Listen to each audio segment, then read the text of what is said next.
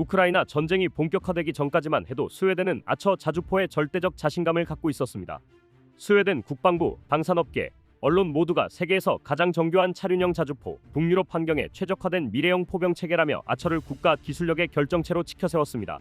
자동 장전, 30초 이내 사격 후 이탈 능력, 고정밀 사격 통제 시스템은 스웨덴이 내세운 자부심의 핵심이었고, 실제로 아처는 나토 가입 과정에서도 스웨덴 포병 전력의 상징처럼 다뤄졌습니다. 자국 언론은 아예 북유럽 전장에서 가장 생존성 높은 차륜형 자주포라고까지 칭했고, 스웨덴은 그 평가를 당연한 사실로 받아들였죠. 하지만 전쟁이라는 냉혹한 시험대는 스웨덴의 자기 확신을 무너뜨리기에 충분했습니다.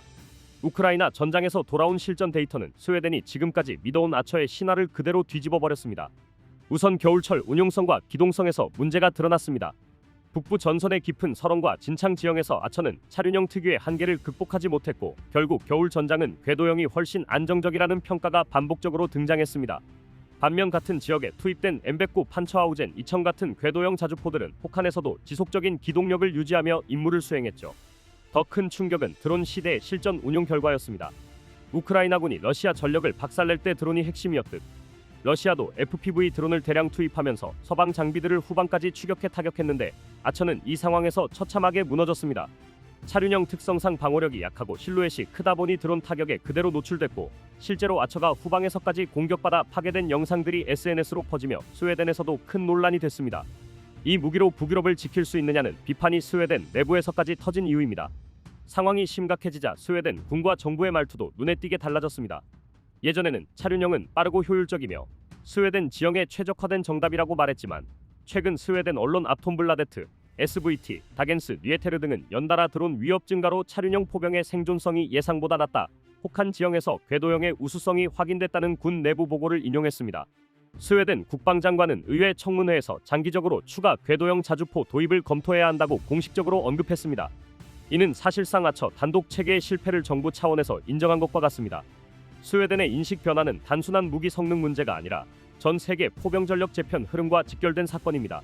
드론 시대에 들어서면서 방어력과 기동력을 동시에 갖춘 궤도형 플랫폼이 다시 각광받고 있고, 스웨덴의 고민은 이 흐름을 상징적으로 보여주는 사례가 됐습니다. 아처의 한계를 인정한 스웨덴은 곧바로 현실적인 위협과 마주하게 됐습니다. 러시아는 발트해 상공에서 폭격기와 전투기를 연이어 띄우며 노골적인 무력 시위를 벌였고, 칼리닝그라드와 북서부 전선의 장거리 미사일 전력을 재배치하면서 북유럽 전체의 전략 균형을 흔들고 있습니다. 특히 해상 공중 통제의 심장으로 불리는 고틀란드 섬이 러시아의 손에 넘어가는 순간, 나토군의 북유럽 진입로는 사실상 봉쇄되고 발트 3국 지원도 끊겨버린다는 분석이 스웨덴 군사연구소 FOI 보고서를 통해 잇따라 제기됐습니다. 스웨덴이 더는 포병 전력을 가볍게 볼 수 없는 이유가 여기서 분명해졌습니다. 이런 상황에서 스웨덴이 고민 끝에 시선을 돌린 대상이 바로 한국의 K9 자주포입니다.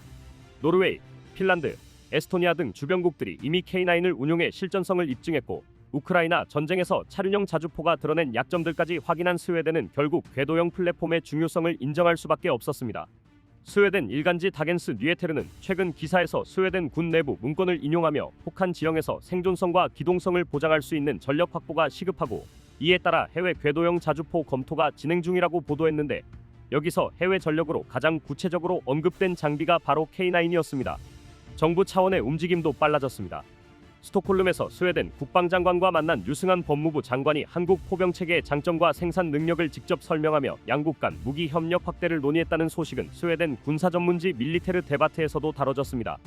단순한 외교적 수사가 아니라 러시아의 위협이 현실화되는 상황에서 스웨덴이 실제로 한국산 전력을 전력 대체 후보군으로 올려놓았다는 의미로 받아들여지고 있습니다.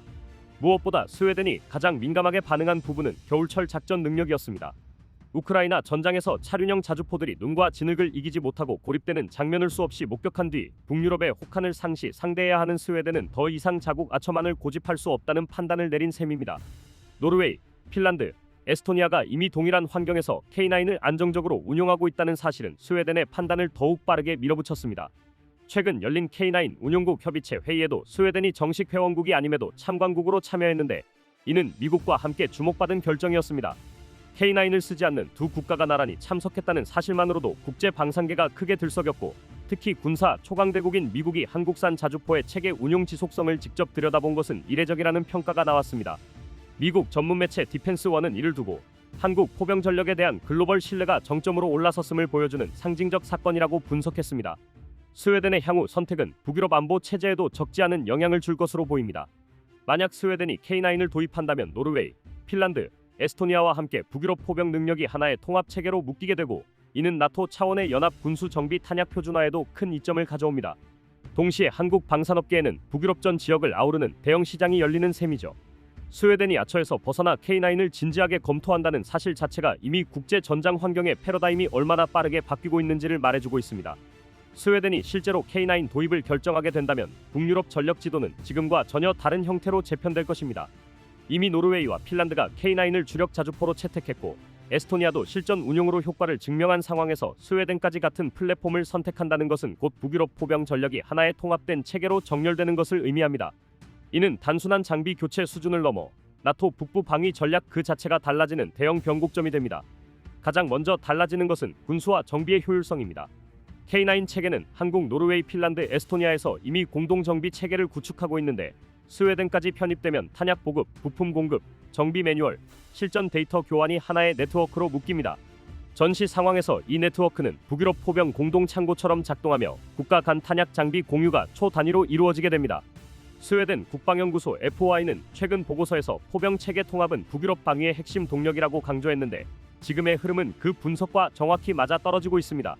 특히 고틀란드 섬 방어 전략은 완전히 새로 쓰여야 합니다. 스웨덴군이 우크라이나 전쟁 이후 아처의 운용 데이터를 분석한 내부 문건에서는 차륜형 플랫폼은 겨울철 설원 진흙에서 기동불능 위험이 반복적으로 보고됐다는 문장이 등장했고, 의회 군사위원회 질의에서는 드론 시대 방호력 없는 포병 플랫폼은 전선에서 30분도 버티기 어렵다는 발언까지 나왔습니다. 이런 상황에서 궤도형 K9은 고틀란드 섬 같은 복합 지형에서 실제 전투 가능한 체계로 평가되고 있습니다.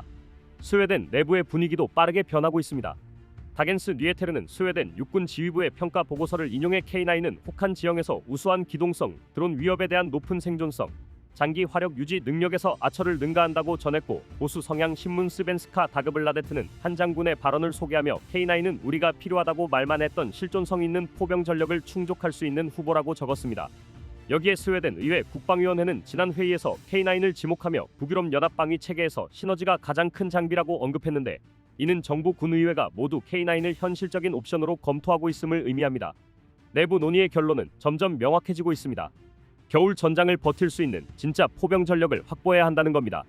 이제 냉정하게 아처와 K9을 비교해보면 왜 이런 흐름이 생겼는지 분명해집니다. 아처는 속도와 자동화를 중심으로 설계된 차륜형 자주포입니다. 자동 장전 시스템, 빠른 사격 후 이탈 능력은 분명 탁월합니다. 그러나 방호력은 사실상 트럭 수준이고, 북유럽 특유의 설원, 진흙지형, 숲지대를 뚫고 갈 힘은 부족합니다. 우크라이나 전장에서 아처가 드론과 FPV 공격에 취약했던 이유가 여기 있습니다. 최근 스웨덴군 보고서에서도 차륜형 자주포는 생존성에 구조적 한계가 존재한다는 문장이 명시적으로 등장했습니다. 반면 K9은 궤도형 플랫폼을 기반으로 만들어진 정통 155mm 자주포입니다. 혹한 지형에서 기동력 손실이 거의 없고, 전면 측면 방어력도 뛰어나 FPV 포탄 파편 공격에 대한 생존성이 크게 높습니다. 장기간 화력 유지 능력도 아처보다 안정적이라는 평가가 다수의 북유럽군 보고서에서 반복되고 있습니다. 노르웨이 국방부는 자국 평가에서 겨울 전장 적합성은 K9이 가장 우수했다고 명시했는데, 스웨덴이 지금 가장 크게 참고하는 문건이 바로 이 평가 보고서입니다. 정리하자면 아처는 평지 도로 기반의 신속 대응에 최적화된 장비이고, K9은 혹한 진창 산악 드론 위협까지 고려한 현대 전형 포병 플랫폼입니다. 북유럽이 현실에서 맞닥뜨리는 전장은 후자에 훨씬 가깝습니다. 스웨덴이 최종적으로 K9을 선택한다면 북유럽 전선은 단순히 장비가 바뀌는 수준이 아니라 포병 전력의 작전 개념 자체가 재설계되는 단계로 진입하게 됩니다. 한국산 자주포가 북유럽 공동방위 체계의 중심에 들어선다는 의미이기도 합니다. 한국 방산의 위상은 단순 수출국을 넘어 국제 전장 패러다임을 이끄는 주도국 단계로 접어드는 셈이죠. 특히 이미 운용 중인 폴란드의 성과는 놀라운 수준입니다. 이에 대한 11월 28일 영상 보여드리겠습니다. 러시아와 우크라이나가 전쟁을 끝내기 위한 평화협상을 진행하기 시작했습니다. 하지만 그 와중에도 러시아는 우크라이나 수도권을 대규모 공습했으며 이에 6명이 사망하는 사건이 생겼습니다. 비탈리 클리치코 키이우 시장은 텔레그램을 통해 키이우에 또다시 폭발이 있었다, 수도를 향한 적들의 공격이 계속되고 있다고 언급했으며, CNN 공영방송은 키이우를 향한 드론뿐 아니라 탄도미사일과 순항미사일 공격도 있었다고 밝혔습니다. 어지러운 국제정세 속에 폴란드는 대한민국 무기를 빠르게 도입하며 러시아의 위협에 당당히 맞서고 있습니다.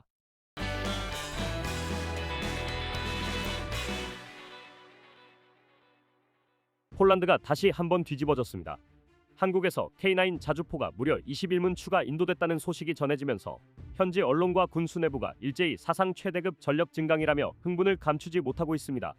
2022년 폴란드가 한국과 맺은 계약은 2026년까지 212문을 순차적으로 인도받는 일정이었지만 불과 몇 년 만에 폴란드 국방장관이 직접 나서서 이미 200문을 넘겼다고 선언할 정도로 K9 인도 속도는 기존 상식을 완전히 뛰어넘고 있습니다. 이번 주 폴란드로 들어간 물량이 바로 K9 자주포 21문입니다. 코시니악 카미슈 국방장관은 이 자주포들이 폴란드군에 공식 인도됐다며 일부는 제16 기계사단, 일부는 토른 인근 포병훈련 부대에 배치된다고 밝혔습니다. 그는 폴란드군을 위한 장비가 또다시 도착했다. 이제 우리는 200문이 넘는 K9 자주포를 보유하고 있다고 강조하며 폴란드가 체감하는 전력 상승 효과를 공개적으로 자랑했습니다. 폴란드 국영 라디오 역시 K9을 두고 폴란드 육군의 핵심 포병 체계가 될 것이라고 평가하며 한국산 자주포를 사실상 주력 체계로 인정하는 논조를 보였습니다. 이 숫자가 왜 충격적인지 유럽 전체 그림을 놓고 보면 더 분명해집니다. 현재 영국이 운용 중인 155mm 자주포는 약 80대, 프랑스는 120대, 독일은 110대 수준입니다. 그런데 폴란드는 한국에서 인도받은 K9만으로 이미 200문을 넘어섰고 여기에 K9 차체를 활용한 자국산 크랩 자주포 100여 문까지 합치면 300문이 넘는 포병 전력을 보유하게 됩니다. 전통적인 군사강국으로 불리던 서유럽 국가들을 제치고 동유럽의 폴란드가 포병 활용만큼은 사실상 유럽 최상위권에 올라선 셈입니다. 더 중요한 포인트는 얼마나 많이보다 얼마나 빨리입니다. 러시아, 우크라이나 전쟁 이후 유럽 전역은 방산 생산 라인이 포화 상태에 가까워 계약을 해도 실제 장비를 받기까지 수년씩 기다리는 것이 일상이 되어버렸습니다. 심지어 일부 국가는 자주포 계약을 해놓고도 실제 전력화 시점을 가늠할 수 없다는 자조 섞인 반응을 내놓고 있습니다. 그런 상황에서 한국은 폴란드와 계약을 체결한 지 몇 년 되지도 않아 약속 물량의 대부분을 이미 채워버렸고 이번 21문 추가 인도로 200문 고지를 가뿐히 넘어섰습니다. 유럽 언론이 한국을 가리켜 납기 지연이 없는 거의 유일한 방산 공급국이라고 평가하는 이유가 여기에 있습니다. 폴란드는 지금 K9을 중심으로 완전히 다른 군사 지형을 그리고 있습니다. 러시아와 직접 마주한 최전선 국가로서 즉시 운용 가능한 자주포 전력은 단순한 무기를 넘어 국가 생존과 직결된 자산입니다. 나토 내부에서도 실질적인 포병 전력을 가장 빠르게 끌어올린 국가는 폴란드이며 그 배후에는 한국 방산이 있다는 평가가 나올 정도로 K9의 존재감은 이미 동맹 차원에서 전략적으로 다뤄지고 있습니다. 폴란드의 K9 200문 돌파 소식이 발표된 직후 유럽 전역은 말 그대로 충격에 빠졌습니다. 폴란드 포병들이 갓 도착한 K9 자주포 앞에서 환호하는 장면이 공개되자 이를 지켜본 주변 국가들은 단순한 부러움을 넘어 거의 패닉에 가까운 반응을 보이고 있습니다. 그도 그럴 게 러시아와 직접 마주한 폴란드는 한국산 K9을 통해 유럽 최강급 포병 전력으로 단숨에 도약한 반면 같은 시기 유럽산 자주포를 계약했던 나라들은 계약은 했는데 물량이 없다는 황당한 상황에 놓여 있기 때문입니다. 특히 자존심 강한 프랑스와 독일 입장에서는 이번 사태가 단순한 납기 문제를 넘어 유럽 방산 패권 자체가 흔들리는 사건으로 받아들여지고 있습니다. 과거엔 유럽산은 기술력, 한국산은 값싼 대안이라는 인식이 분명히 존재했지만 지금 유럽의 현실은 완전히 반전됐습니다. 한국은 불과 2년 만에 폴란드에 200문을 인도했고 유럽의 방산 선진국이라 불리던 나라들은 같은 기간에 자국군에 단 한 대도 인도하지 못한 사례가 수두룩한 상황이니까요. 이 충격파는 발트해 북쪽까지 퍼졌습니다. 폴란드와 같이 K9을 들여온 에스토니아는 작은 국가임에도 불구하고 K9 도입 이후 국방력이 눈에 띄게 치솟았고 지금은 그 효과를 가장 극적으로 체감하고 있는 나라 중 하나입니다. 이미 24문을 실전 배치해 혹한 속에서도 훈련을 이어가고 있으며 2026년까지 12문을 추가 도입할 계획까지 세워두었죠. 최근 에스토니아 국방장관이 우리 국방력은 3년 새 4배 증가했다고 자신 있게 밝힌 것도 이런 변화의 흐름을 보여주는 대표적인 장면입니다. 하나가 공개한 에스토니아군 K9 훈련 영상에서는 눈보라가 휘몰아치는 상황에서도 K9이 안정적인 사격을 이어가는 모습이 담겨 있었고 발트 3국 전체가 이 영상을 주목했습니다. 병력 규모도 작고 예산도 넉넉하지 않은 에스토니아가 K9을 통해 부족한 부분을 완벽히 메워가는 상황은 작은 나라라도 제대로 된 무기를 갖추면 충분히 강해질 수 있다는 강렬한 메시지를 유럽 전체에 던졌습니다. 업계에서는 에스토니아 사례를 두고 국방력 약체였던 발트 국가가 K9으로 전장을 다시 정의했다는 평가까지 나오고 있습니다. 반면 K9이 아닌 유럽산 자주포를 선택했던 국가들은 지금 깊은 후회 속에서 뒤늦은 갈아타기를 고민하고 있습니다. 덴마크는 2017년 프랑스 세자르 자주포 19문을 주문했지만 인도가 차일피일 미뤄지더니 2020년에는 아예 더는 못 준다는 공식 통보까지 받았습니다. 프랑스 측은 기술적 문제와 부품 공급난, 코로나로 인한 생산 차질을 이유로 들었지만 결과적으로 덴마크는 3년을 기다리고도 실물을 단 한 대도 보지 못했습니다. 결국 이스라엘산 자주포를 도입하려던 방안도 중간에 무산되면서 지금은 어쩔 수 없이 K9 도입을 진지하게 검토하는 상황까지 내몰린 상태입니다. 체코는 그보다 더 심각한 난관을 겪고 있습니다. 2021년에 프랑스 세자르 62문을 대규모로 계약했지만 현재까지 인도된 물량은 0대입니다. 계약만 남아있고 전력은 비어있으며 납기는 기약도 없습니다. 반면 같은 기간 한국은 폴란드로 K9을 일주일에 두세 대씩 꾸준히 생산 인도하고 있는데 체코는 종이 계약서만 들고 기다리는 처지가 된 것이죠. 이 현실이 알려지면서 유럽 군사 커뮤니티에서는 프랑스산 사면 고생한다, 독일산 자주포 사면 바보다 같은 날선 비판이 공공연하게 나오는 상황입니다. 가격 차이도 유럽 국가들의 실망을 더욱 키우고 있습니다. K9의 가격은 약 70억 원 선인데 독일의 PZH-1000은 무려 220억 원에 달합니다.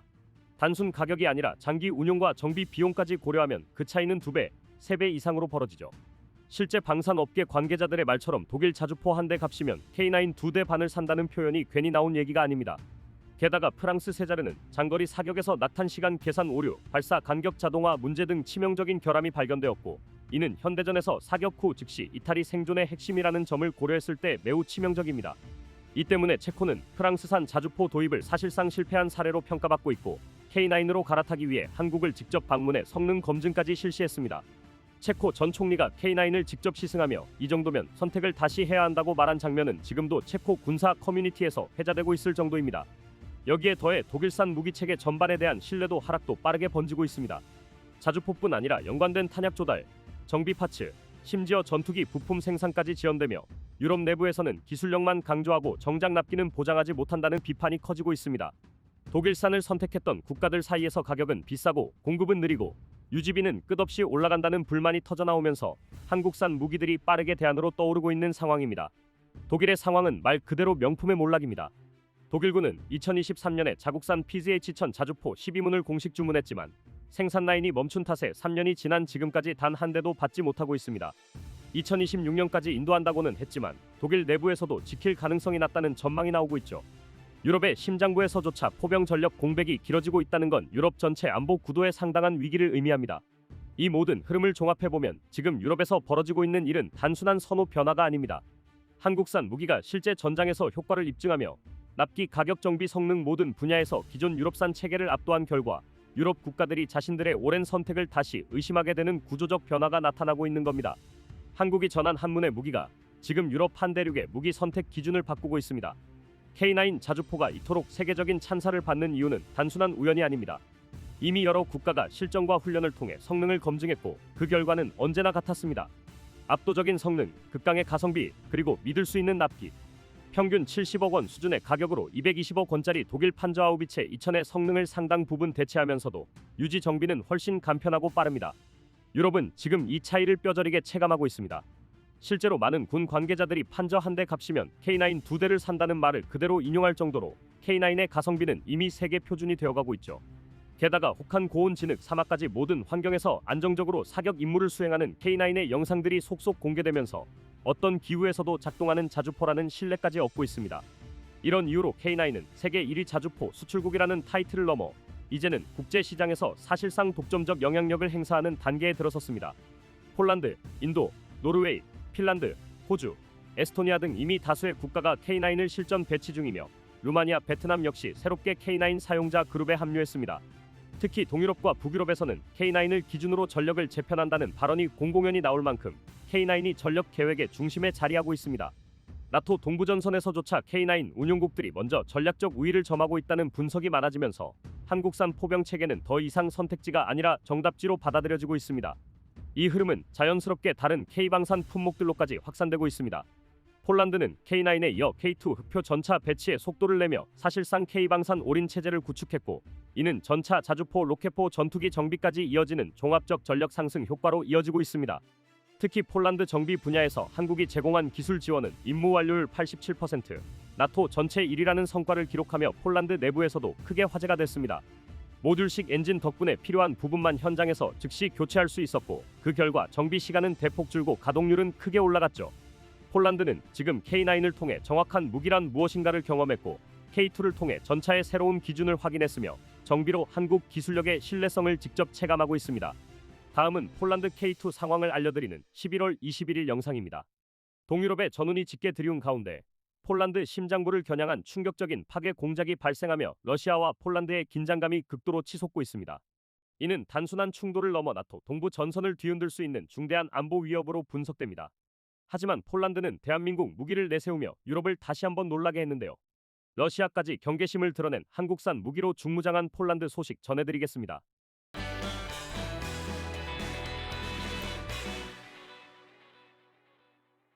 지난 17일 폴란드 수도 바르샤바 인근 미카와 푸아비 지역에서 철로 폭발 및 손상 사건이 연이어 발생했습니다. 도널드 투스크 폴란드 총리는 즉각 이 사건의 배후로 외국 정보기관을 지목하며 열차 탈선 의도가 명백한 유례없는 파괴 공작이라 규정했습니다. 기관사의 조기 발견이 대형 참사를 막았다는 사실은 아찔함을 더합니다. 피습철도는 우크라이나에 무기와 원조 물자를 공급하는 폴란드의 핵심 물류 통로였기에 이는 우크라이나 지원을 방해하려는 러시아의 노골적인 도발로 해석될 수밖에 없습니다. 폴란드는 이미 수차례 발생한 드론 침입, 방화 공격 등과 러시아를 연계하며 강력한 경고 메시지를 보내왔습니다. 러시아를 위해 활동한 혐의로 55명을 구금하기도 했죠. 안드리 시비아 우크라이나 외교장관 역시 이번 공격이 폴란드의 대응을 시험하려는 러시아의 전술일 수 있다고 지적하며 상황에 엄중함을 더했습니다. 같은 날 우크라이나 오데사 항에서 튀르키예 국적 LPG 운반선이 공격받은 것 역시 러시아 소행으로 추정되어 러시아의 광범위한 공작이 동시다발적으로 진행되고 있음을 보여줍니다. 폴란드 외무장관 라도스와프 시코르스키 또한 푸틴 러시아 대통령이 우크라이나 정복에 성공한다면 다음 목표는 폴란드가 될 것이라고 경고하며 다시 러시아 식민지가 되기보다는 차라리 풀을 뜯어 먹겠다고 강력한 의지를 표명했습니다. 영국 언론 더 선도 러시아가 폴란드 철도에서 대규모 폭발을 통해 전쟁을 준비한다고 보도하는 등 국제사회의 우려가 커지고 있습니다. 이로 인해 폴란드의 무력 증강이 전 세계의 이목을 집중시키고 있습니다. 잃어버린 과거의 수모를 되풀이하지 않겠다는 폴란드의 결기는 한국산 K2 전차와 천무 다연 장로켓 시스템의 대대적인 도입으로 현실화되고 있습니다. 이제 폴란드는 러시아의 심장부를 겨냥한 날카로운 비수로 변모하며 유럽 안보 지형의 게임 체인저로 급부상하고 있습니다. 최근 우크라이나 국영통신사 우크라인폼은 폴란드 관영통신사 PAP를 인용해 충격적인 소식을 전했습니다. 러시아 국경과 맞닿은 최전선, 전략적 요충지인 브라니에보 지역에 주둔하는 제국이갑 기병여단의 한국산 K2 전차가 처음으로 배치된 것입니다. 이 부대는 현재 7대 K2 전차를 인도받았으며 연말까지 추가 배치가 예정되어 있습니다. 단순한 전차 도입을 넘어 K2 전차에는 폴란드 군에서 사용하는 통신 장비 등 맞춤형 시스템이 장착되어 곧바로 실전 투입이 가능한 상태입니다. 제16기계화 사단 예아인 이 부대가 담당하는 폴란드 동북부 지역은 러시아 칼리닝그라드와 마주하는 극도로 민감한 곳. K2 전차의 배치는 러시아의 안보를 직접적으로 위협하는 강력한 경고나 다름없습니다. 유럽 대륙에 들이운 전운 속 한 줄기 빛처럼 강력한 희망이 솟아오르고 있습니다. 러시아의 야욕에 맞서 폴란드가 한국산 K2 전차 흑표와 천무 다연 장로켓 시스템 등 최첨단 무기를 대거 도입하며 전례 없는 속도로 철갑 방패를 완성하고 있기 때문입니다. 이는 단순한 무기 도입을 넘어 동유럽 안보 지형의 판도를 뒤흔드는 혁명적 사건으로 평가받고 있습니다. 현재까지 무려 174대 K2 전차가 폴란드에 인도된 사실은 폴란드군이 단순히 강화된 수준을 넘어 이제 유럽에서 가장 강력하고 현대화된 기동 전력을 갖추게 되었음을 의미합니다. 수십 년간 구소련제 전차에 의존하며 노후화된 전력을 간신히 유지해 오던 폴란드는 K2 전차의 도입으로 단숨에 나토의 최전선, 그야말로 창끝으로 변모했습니다. K2 전차가 폴란드 땅을 밟을 때마다 바르샤바에서는 안도의 한숨과 함께 환호성이 터져나왔습니다. 국방 전문가들은 K2 전차의 인도는 폴란드의 국방력에 질적인 도약을 가져왔다. 이는 단순히 숫자를 채우는 것을 넘어 러시아의 서진을 막는 결정적인 방어선을 구축하는 행위라며 흥분감을 감추지 못했습니다. 나토 동부 회원국들은 폴란드의 이 같은 행보를 선구적인 결단으로 치하하며 자국의 안보에도 긍정적인 파급 효과를 기대하고 있습니다. K2 전차의 강림은 폴란드의 군사적 자존심을 한껏 끌어올렸을 뿐 아니라 유럽 전역에 들이운 러시아발 불안감을 잠재우는 강력한 메시지가 되고 있는 것입니다. 이 물량들은 속전속결로 폴란드 최전방 지역에 밀착 배치되고 있다는 점은 더욱 충격적입니다. 발트해 인근 나토 동부 전선의 핵심 부대인 제15 기계화여단뿐만 아니라 러시아 역의 영토 칼리닝그라드와 불과 수십 킬로미터 떨어진 브라니에보 등 러시아 접경 지역으로 쉴 틈 없이 이동하고 있습니다. 이는 단순한 전력 배치 그 이상입니다. 러시아의 심장에 비수를 들이대는 것과 다름없는 전략적 압박이자 잠재적 위협에 대한 선제적인 무력 시위인 것입니다. 특히 폴란드군이 러시아의 정찰 위성 감시망을 피하기 위해 K2 전차 수송을 주로 야간에 진행하는 것은 전장의 긴장도를 극명하게 보여줍니다. 거대한 전차를 어둠 속에 숨겨 이동시키는 것은 단순히 운송 효율성을 넘어선 생사를 건 심리전의 일환입니다. 러시아의 고해상도 정찰 위성이 낮 동안 지상을 훑으며 이동 경로, 차량의 규모, 배치 속도 등을 낱낱이 파악할 수 있는 반면 야간 이동은 연령상 장비와 적외선 감시망조차 교란시키는 치밀한 전략으로 해석됩니다. 이는 K2 전차의 배치가 러시아에게 얼마나 치명적인 위협이 되는지를 방증하며 폴란드가 얼마나 비장한 각오로 이 상황에 임하고 있는지를 여실히 드러냅니다. 러시아는 이제 폴란드 최전선에 깔린 180대에 달하는 K2 전차가 단순한 고철 덩어리가 아닌 자신들의 안보를 직접 겨냥하는 살아있는 공포로 인지하기 시작했습니다. 그렇다면 K2 전차는 왜 러시아에게 이토록 섬뜩한 공포의 대상이 되었을까요? 그 핵심은 바로 압도적인 성능 우위에 있습니다. K2 전차는 최고 시속 70km/h에 달하는 압도적인 기동성으로 전장을 종횡무진 누빕니다. 이는 낡은 러시아 전차들의 기동 전술을 단숨에 무력화시키는 수준입니다. 과거 우리가 빠르고 우리가 돌파한다던 러시아의 허세는 K2의 등장을 기점으로 나토가 빠르고 나토가 돌파한다는 현실 앞에서 처참히 무너졌습니다. 전술 패러다임 자체가 붕괴되는 러시아의 비참한 현실은 K2 전차의 광속 파괴력 앞에서 속수무책일 수밖에 없습니다. K2 전차에 장착된 120mm 55구경장 활강포는 유럽 최강의 화력을 자랑합니다. 특히 능동방어 체계에 대응하는 다목적 고폭탄, 열아우라늄탄 등 최신 탄약을 사용하여 러시아의 어떤 장갑도 관통할 수 있는 치명적인 위력을 갖췄습니다. 먼저 보고, 먼저 조준하고, 먼저 맞춘다는 K2의 교전 원칙은 최첨단 센서와 사격 통제 장치 덕분입니다. 러시아 전차에 낙후된 탐지 및 추적 능력으로는 장거리 야간 교전에서 K2 전차에 맞서는 것 자체가 자살 행위나 다름없습니다. K2 전차는 복합 장갑과 반응 장갑은 물론 능동 방어 시스템을 장착하여 철저하게 승무원 생존성을 보장합니다. 적 대전차 미사일이나 로켓 공격을 사전에 탐지, 교란하거나 파괴하는 소프트킬 및 하드킬 능력을 겸비하고 있죠. 반면 러시아 전차는 포탑 아래에 탄약고가 배치되어 피격 시 포탑이 통째로 날아가는 치명적인 약점을 가지고 있으며 현대전에서 필수적인 탑 어택 방어에도 취약합니다.